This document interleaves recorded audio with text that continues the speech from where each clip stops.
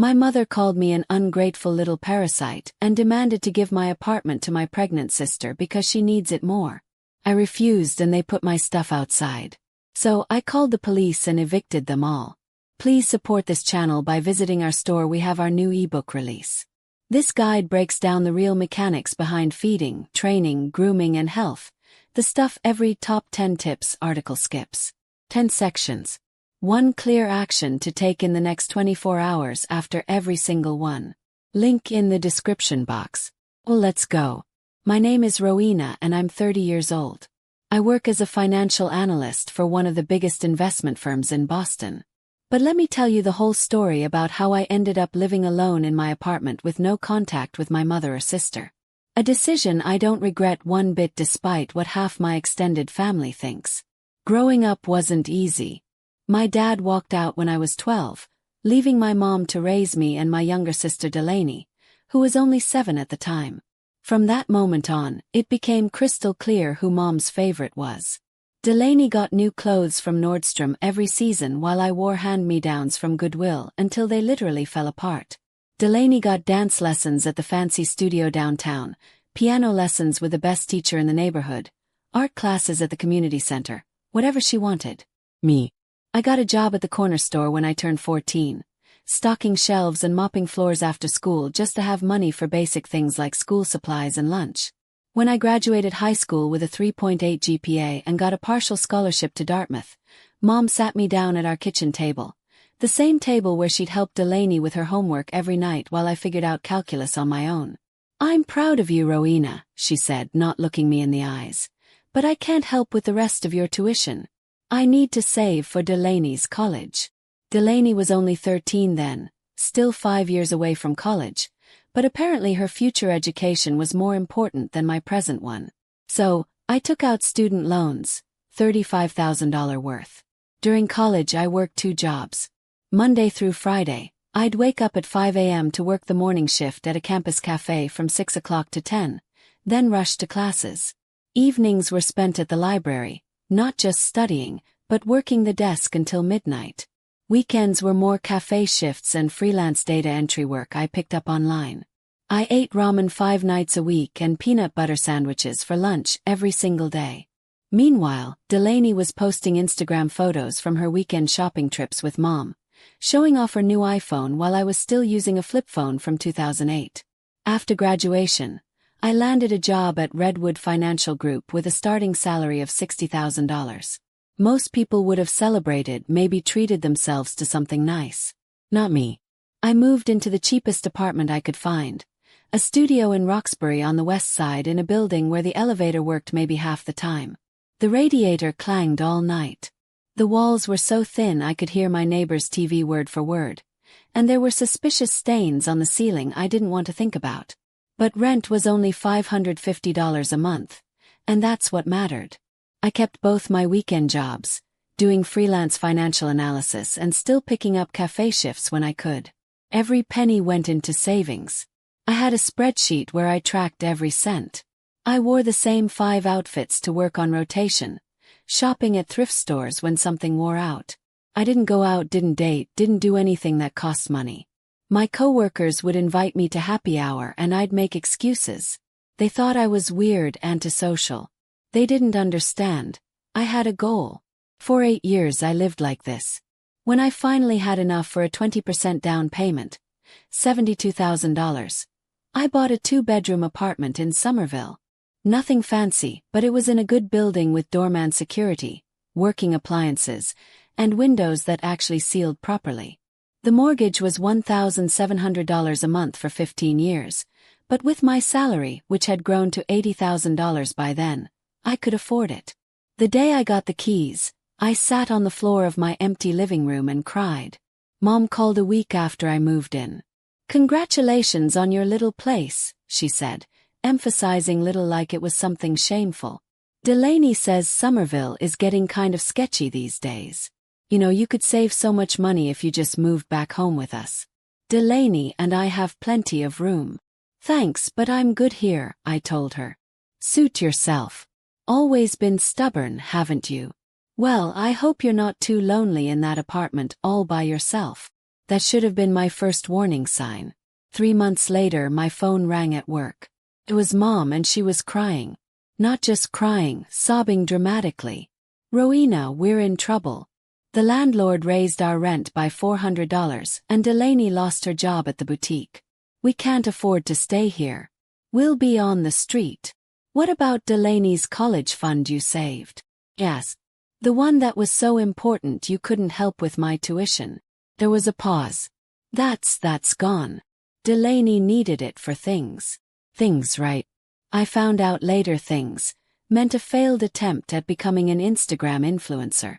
She'd spent $25,000 on photography equipment, designer clothes, bags, shoes, and even hired a social media manager for 3 months. She had 2,000 followers to show for it. "We need to stay with you," Mom continued, the tears getting louder. "Just temporarily until we get back on our feet. We're family, Rowena. Family helps each other." I wanted to say no. Every instinct, every fiber of my being screamed at me to say no. But the guilt trip hit its mark. The little girl in me who still wanted her mother's approval won out. "Fine. But it's temporary. 3 months maximum." They moved in with 2 carloads of stuff. I'd cleared out the second bedroom for them, figuring Mom and Delaney could share it. I'd even bought an air mattress. But within a week, my organized apartment looked like a tornado hit it. Delaney took over my bedroom, the master bedroom with the ensuite bathroom and the walk-in closet, claiming she needed the space for her work. She was trying to be a beauty YouTuber now, and apparently that required my bedroom's better lighting. She didn't ask, just moved her things in while I was at work. When I came home, my clothes were piled on the couch. Mom took the second bedroom, saying her back couldn't handle sharing with Delaney and definitely couldn't handle the couch. "I'm in my 50s, Rowena. I need a proper bed. We're young. The couch will be fine for you." So there I was, sleeping on my own couch in my own apartment that I was paying $1,700 a month for. It got worse, much worse. Delaney treated the place like her personal kingdom. She'd have friends over without asking, sometimes until 2 a.m. on weeknights when I had to be up at 6 o'clock for work. I'd come home to find strangers in my living room drinking my wine, eating my food. When I complained, Delaney would roll her eyes. "God, Rowena, they're just friends. Stop being so antisocial. Maybe if you had friends, you'd understand." She went through my things like they were hers. My expensive face creams that I'd saved up for. She used them liberally, leaving the jars open on the bathroom counter. My silk blouses that I wore to important meetings. She borrowed them for her YouTube videos, returning them with makeup stains. My emergency cash I kept in a drawer mysteriously disappeared. When I confronted her, she said, "I needed it for an Uber. I'll pay you back." She never did. Mom was no better. She completely took over the kitchen, rearranging everything. My organized cabinets became chaos. She threw out my meal prep containers because they were taking up too much space, and replaced them with her mismatched Tupperware.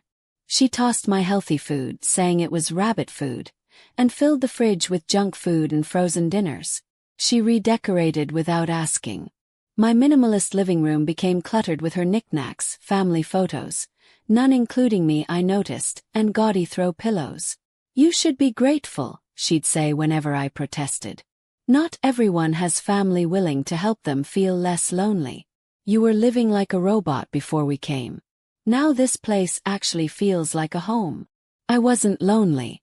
I was perfectly happy alone. But now I was miserable in my own home. The bills started piling up. Their few things included Delaney's entire YouTube setup, which ran my electricity bill up by $90 a month. They were both home all day, running the AC constantly in summer, the heat blasting in winter. My water bill doubled from Delaney's hour-long showers and Mom's constant laundry. Internet usage went through the roof from Delaney's uploading and streaming. When I asked them to contribute, Mom looked at me like I'd slapped her. "We're family, Rowena. Family doesn't charge each other rent. Besides, we're in a tough spot. You have a good job. You can afford it." 3 months came and went. They showed no signs of leaving. When I brought it up, Mom would start crying about how hard it was to find affordable housing, how Delaney was so close to making it big on YouTube. She had 500 subscribers. Then came more bold moves. Delaney started bringing guys over, different ones every few weeks. They'd eat my food, use my Netflix account, and treat me like I was the intruder. One guy, Chase, actually asked me, "So, do you like live here too?" Delaney laughed and said, "Unfortunately, she's my sister. She's kind of a loser, but she pays the bills, so we keep her around." Mom started going through my mail. I'd find open bank statements, credit card bills. When I confronted her, she said, "I'm your mother. I have a right to know how you're doing financially. And frankly, Rowena, you're being selfish. You have all this money saved, and we're struggling. That's not very Christian of you." Then came the announcement that changed everything. It was a Sunday morning. I was trying to enjoy my coffee on the balcony, the only place I could find peace since they never went out there, when Delaney burst out, practically glowing. "I'm pregnant," she squealed. Mom jumped up from where she'd been sitting on my couch watching TV on the new TV Delaney bought with my TV money and hugged her, tears streaming down her face. "Oh baby, this is wonderful. When did you find out?" "Yesterday. Ethan and I are so excited. We're getting married next month at the courthouse." Ethan, the unemployed DJ she'd been dating for 4 months who lived with 3 roommates in Dorchester and thought cryptocurrency was going to make him rich any day now. The same Ethan who'd eaten $45 worth of my groceries last week and told me I needed to chill out about material possessions. Mom turned to me with this look. A look I knew meant trouble. "Well, Rowena, this changes everything. Delaney's going to need stability for the baby. This apartment would be perfect for them. They can find their own place," I said flatly. "Don't be ridiculous. Baby needs a safe, clean environment. Delaney needs this apartment. You don't even use most of it, because you two have taken over every inch of it." Delaney glared at me, hand on her still flat stomach. "You've always been jealous of me. Now you're jealous that I'm having a baby and you're going to die alone with your spreadsheets and your pathetic savings account." I didn't respond. I just went inside and locked myself in the bathroom, the only door they hadn't removed the lock from, and only because I'd installed a new one after Delaney kept barging in while I was showering. Monday morning, I was at my desk working on a quarterly report when my phone rang. I let it go to voicemail. She called again and again. On the 4th call, I picked up. "Rowena, I need you to listen very carefully," she said in her I'm the parent voice she still thought worked on me. "You're going to transfer the apartment deed to Delaney. She's pregnant. She needs this more than you do. You're young. You have a good job. You can easily rent a room somewhere." "Absolutely not." "Excuse me." I said no. I worked for 8 years to buy this apartment. I'm still paying the mortgage. Delaney and Ethan can find their own place like actual adults." "You ungrateful little parasite," she screamed. Yes, screamed. My co-workers looked over at me. I walked quickly to the conference room for privacy. "After everything I've done for you, you've always been jealous of Delaney. Always jealous that she's prettier, more talented, more lovable. You're a bitter, envious witch who can't stand to see her sister happy." Hung up. That evening I drove home with a knot in my stomach. Something felt wrong. When I got to my building, the doorman, Marcus, who I'd gotten to know over the months, looked uncomfortable. "Miss Rowena, there was some commotion earlier. Your family was moving a lot of boxes." My heart sank. I ran to the elevator, jabbed the button for my floor. When I got to my hallway, I saw it. Boxes. My boxes. My clothes, my books, my personal items, everything I owned. All packed in cardboard boxes and sitting by my apartment door. I tried my key. Didn't work. The lock had been changed. The door opened and there stood Delaney with Ethan, both smirking at me like they'd won the lottery. "What the hell is this?" I demanded. "This is our apartment now," Delaney said, rubbing her still flat stomach dramatically. "Mom said you agreed to give it to us for the baby. So sweet of you, sis." "I never agreed to anything. This is my apartment. I own it." Ethan stepped forward, trying to look intimidating despite being 5'7" and skinny as a rail. Look, your mom said you were being difficult, but the decision's been made. You need to think about the baby. Don't be selfish. Get out of my apartment right now or I'm calling the police. Delaney laughed, that mean laugh she'd perfected in high school. Go ahead. Mom will tell them you gave us permission to live here. It's our word against yours.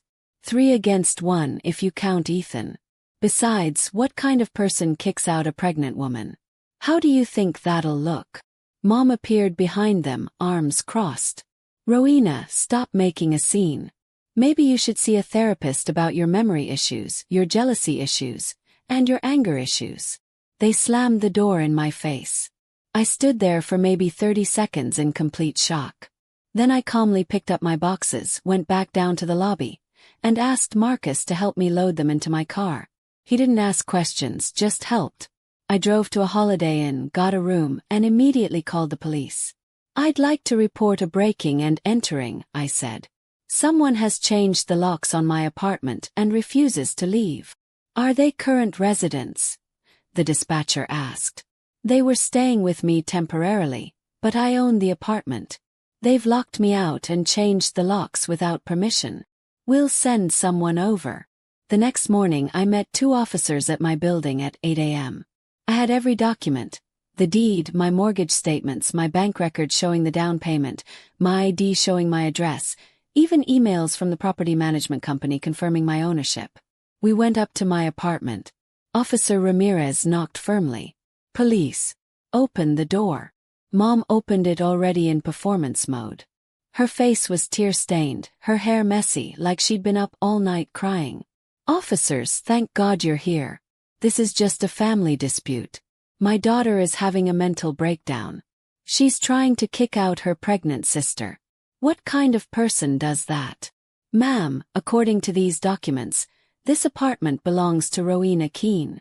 Are you Rowena Keene? No, but I'm her mother. Then you need to leave. This is her property. Anyone here without her permission is trespassing.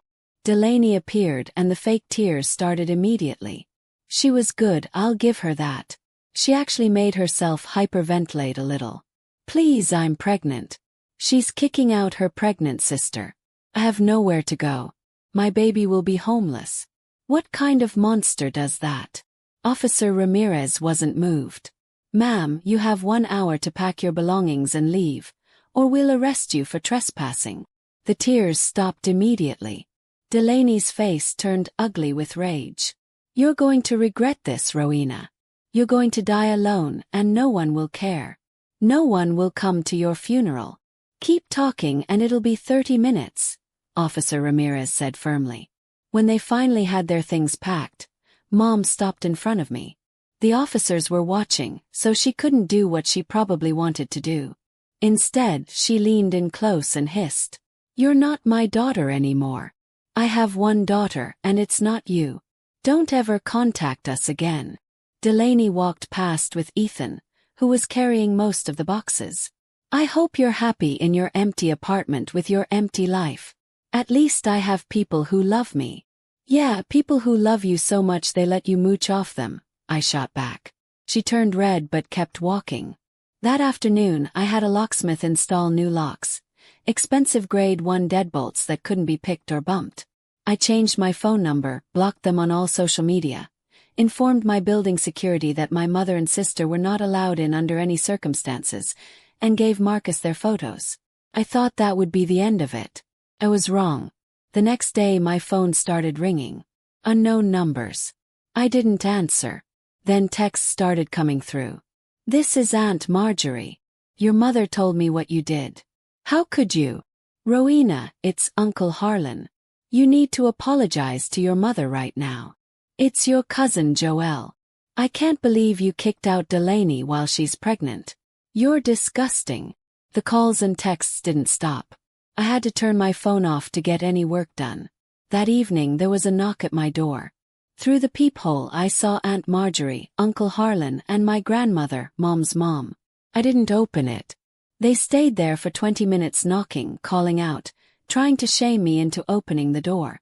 Finally, Marcus called up to say they were disturbing other residents, and they left. The next day at work, our receptionist came to find me. "Rowena, there are some people here to see you. They say they're family." I went to the lobby. There stood Uncle Harlan, Aunt Marjorie, and my cousin Tyrell in my workplace in front of my colleagues. "We need to talk about what you've done," Uncle Harlan said loudly. "Throwing your pregnant sister on the street. What kind of person does that?" "This is my workplace," I said quietly. "You need to leave." "Not until you agree to do the right thing," Aunt Marjorie said. "That baby needs a home." Security ended up escorting them out, but the damage was done. Everyone at work was staring at me.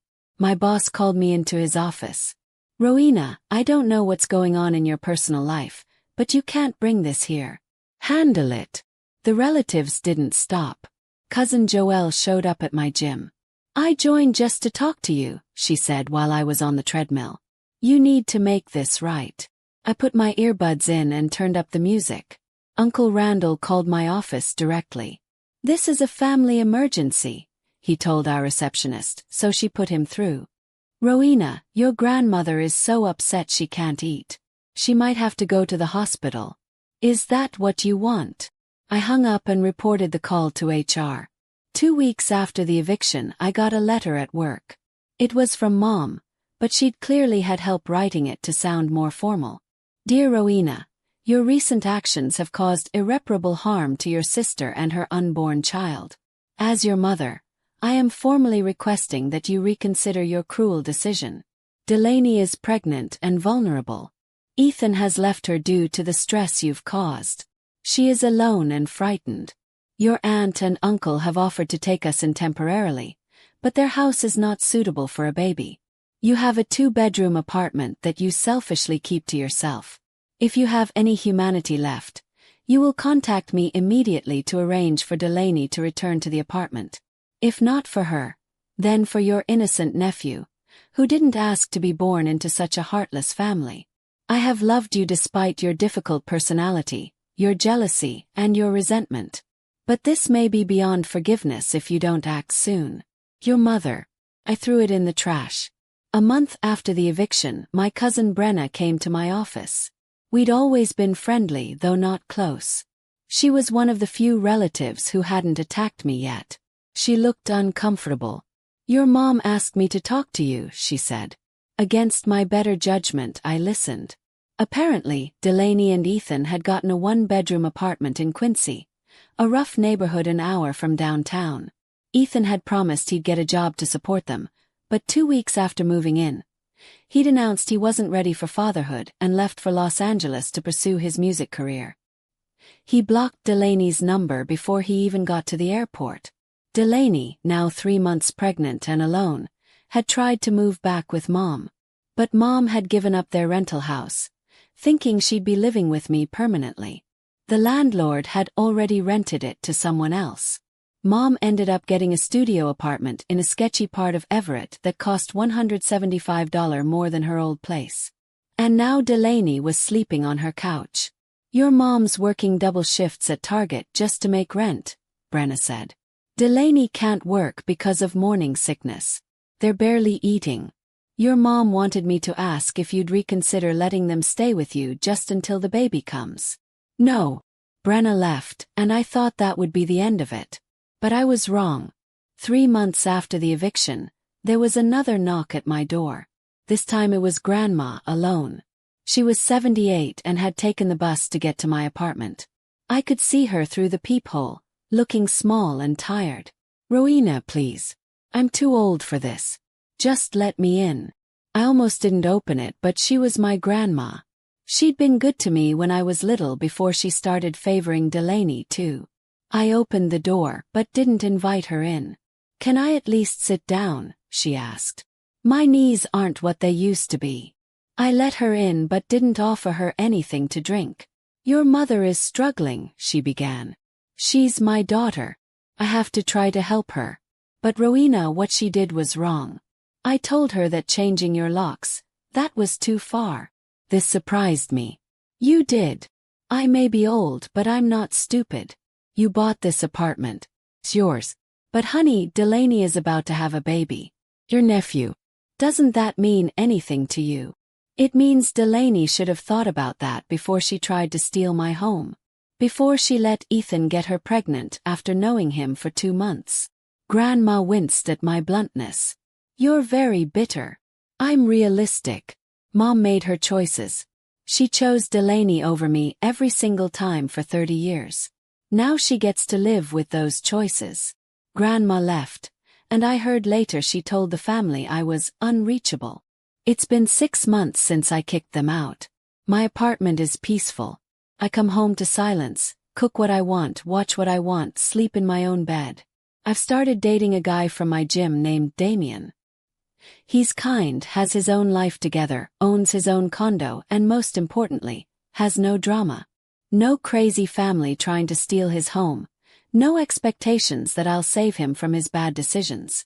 Last week I got another letter, this time to my home address. Someone had leaked it. It was in Delaney's handwriting. Rowena, I had my baby, a boy, Micah. He's beautiful. He looks like Ethan, unfortunately, but he's still beautiful. We're living in a shelter now. Mom couldn't afford the studio apartment anymore. The shelter is terrible. There are addicts here. Dangerous. Micah deserves better. I know I said horrible things to you. Sorry. I was jealous. You always had your life together and I was a mess. Mom always told me I was special, that I deserved the best, that things would work out for me. But they didn't. And instead of facing reality, I tried to take what you'd earned. I'm not asking to live with you. I know that bridge is burned.